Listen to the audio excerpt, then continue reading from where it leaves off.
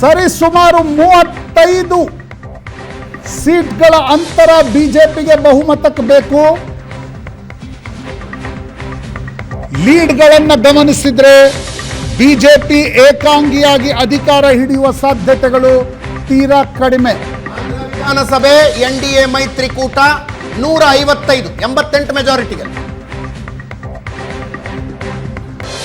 ಕಳೆದ ಸಲ 150 ಜಗನ್ ರೆಡ್ಡಿ ಕ್ರಾಸ್ ಮಾಡಿದ್ರು, ವೈಎಸ್ಆರ್ ಕಾಂಗ್ರೆಸ್ ಪಾರ್ಟಿ ಕ್ರಾಸ್ ಮಾಡಿತ್ತು. ಈ ಸಲ TDP BJP Jana Sena alliance cross ಮಾಡ್ತಾ ಇದೆ.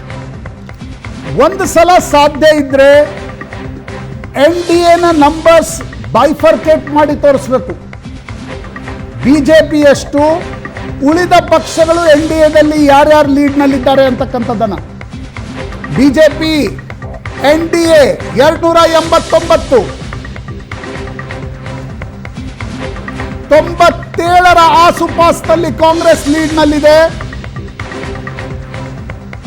ಎಣಿಕೆ ಶುರುವಾಗಿ 3 ಗಂಟೆ 15 ನಿಮಿಷಗಳ ನಂತರ ಒಂದ್ಸಲ ಪಾರ್ಟಿ ವೈಸ್ ಲೀಡ್ ಹೇಳ್ಬಿಡ್ತೀನಿ Prashant.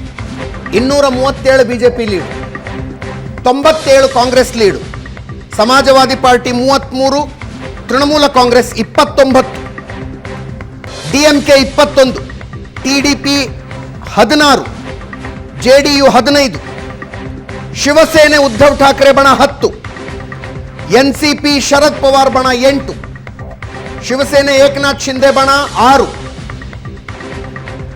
Ram Vilas Paswan LJPRV 5, communist party Marxist CPIM 5, YSR Congress party 4, RJD 4, CPI 3, JDS 3, Muslim League 3, Aam Aadmi party 3, Janasena 2, CPI ML 2, BJD 2, Shiromani Akali Dal 2,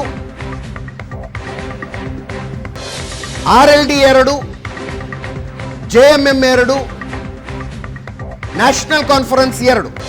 ಉಳಿದಂತೆ ಒಂದೊಂದು ಕ್ಷೇತ್ರಗಳಲ್ಲಿ ಮುನ್ನಡೆಯಲ್ಲಿರುವ ಕ್ಷೇತ್ರಗಳು ಇದಾವೆ. ದೇಶವ್ಯಾಪಿ ಪ್ಲೇಯರ್ಸ್ಗಳು ಅಂತ ಗುರುತಿಸೋದಾದ್ರೆ BJP, Congress, TDP, Trinamool Congress and Akhilesh Yadav, DMK, Uddhav Thackeray, Sharad Pawar. TDP ಮತ್ತು ಜೆಡಿಯು ಬಿಜೆಪಿ ಅಧಿಕಾರ ಹಿಡಿಯಬೇಕಾದ್ರೆ ಕಿಂಗ್ ಮೇಕರ್ಗಳಾಗಿ ಹೊರಹೊಮ್ಮತಾ ಇವೆ. ಒಂದು ವೇಳೆ ಇದೇ ಟ್ರೆಂಡ್ ಮುಂದುವರೆದು ಎನ್ಡಿಎ ಏಕಾಂಗಿಯಾಗಿ ಬಹುಮತಕ್ಕೆ ಬಂದರೂ ಕೂಡ ಬಿಜೆಪಿ ಬರದೇ ಇದ್ರೆ ಅದರ ಪೊಲಿಟಿಕಲ್ ಕಾನ್ಸಿಕ್ವೆನ್ಸಸ್ ಏನು?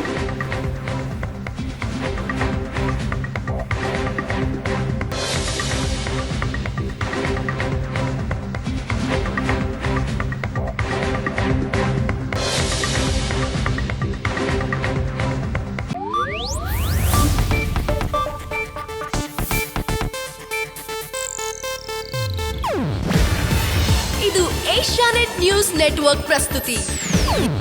ನೀವು ನೋಡ್ತಿದ್ದೀರಾ ಏಷ್ಯಾನೆಟ್ ಸುವರ್ಣ ನ್ಯೂಸ್.